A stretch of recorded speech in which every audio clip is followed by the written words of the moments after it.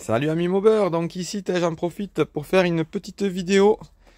Donc la config actuelle, la future config.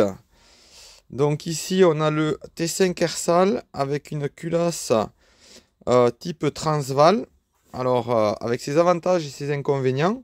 Et au niveau avantage c'est le prix, tout simplement, c'est le prix. Puis on va dire qu'elle est adaptée au piston bombé. Dans les inconvénients ou avantages pour certains, il y a un décompresseur. Par contre, dans les inconvénients, il y a l'inclinaison de on va dire de la bougie. Et dans les inconvénients, quand on a une courroie longue, voilà, comme moi là, bien longue, du coup, ça touche, ça touche. Donc, il m'a fallu enlever de la matière là. Et le fait que la bougie soit inclinée, ça me pose des problèmes aussi. Dans le cas d'une courroie longue. Par contre, bon, j'ai pas vraiment comparé, mais c'est forcément, ça refroidit forcément mieux qu'une culasse d'origine.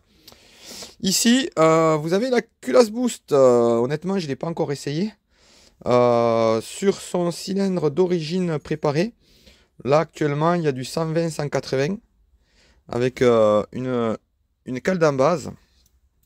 Donc, les deux moteurs ont été montés par David, alias Sunshine, sur Facebook, alias Labidouille, sur YouTube. Ici, je vais mettre mon Stradivariateur V1. Voilà, que je vous ai montré, les amis, dans une autre vidéo. Et donc, bon, je m'étais dit, je trouvais intéressant de vous montrer ça. Surtout pour la culasse. Donc, la culasse Boost, il y en a qui la connaissent pas. On va dire qu'elle est basée un petit peu sur la MVT, mais revue et corrigée, hein, et améliorée, avec une fonderie, je pense, bien meilleure, une belle chambre de combustion. Et vous mettez du culot long. Culot long, ici c'est du culot court. Donc là, ben, je referai une vidéo le jour où j'ouvrirai ça, hein. Mais en termes d'encombrement, c'est, on va dire, relativement équivalent. Mais non, hein, oui, mais non. En fait, ici par exemple, un des gros. Donc, c'est pas les mêmes cylindres, hein. Mais en tout cas, ce cylindre-là, il n'est pas plus petit que celui-là. Voilà, donc du coup, ici, la culasse, elle dépasse pas. Donc du coup, je serai moins emmerdé là. Beaucoup moins emmerdé. Après, c'est pas de ce côté-là que ça refroidit, hein. C'est pas grave, hein, que ce soit plus petit de ce côté-là. Puisque l'air qui refroidit la culasse, ici, elle a peu d'intérêt. Donc ça m'inquiète pas. Alors, je te montre une vue. Ce que ça fait côté derrière. Bon, c'est vrai que ça serait mieux si je comparais avec les mêmes cylindres, mais s'il faut, c'est à peu près les mêmes extérieurement. Donc voilà une vue. Voilà pour la Transval. Donc ça dépasse pour moi trop derrière, sur ma config en tout cas, en courroie longue. Et je te montre cette vue là.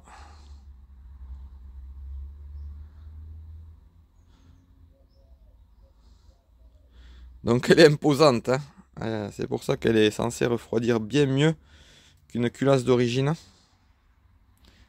Donc les ailettes sont quand même épaisses et espacées.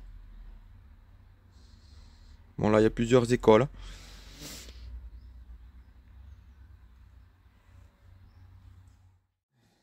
Ici, donc tu vois la Transval, elle dépasse moins, hein, j'ai l'impression, à la fois devant et sur les côtés.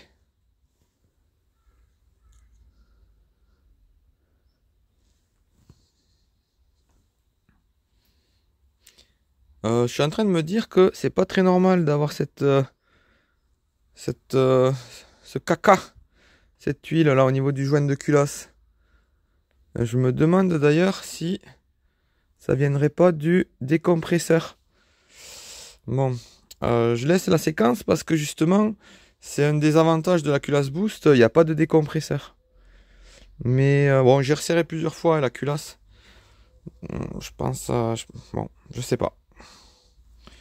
Je sais pas, je sais pas. Si jamais tu peux me donner ton avis. Mais c'est bien brillant, ouais, au niveau du joint de culasse. Je pense que je resserrerai un coup. De toute façon, je vais bientôt démonter la config pour passer en culasse Boost. Donc bon, Je sais pas si ça peut attendre ou pas. Ça le fait que devant.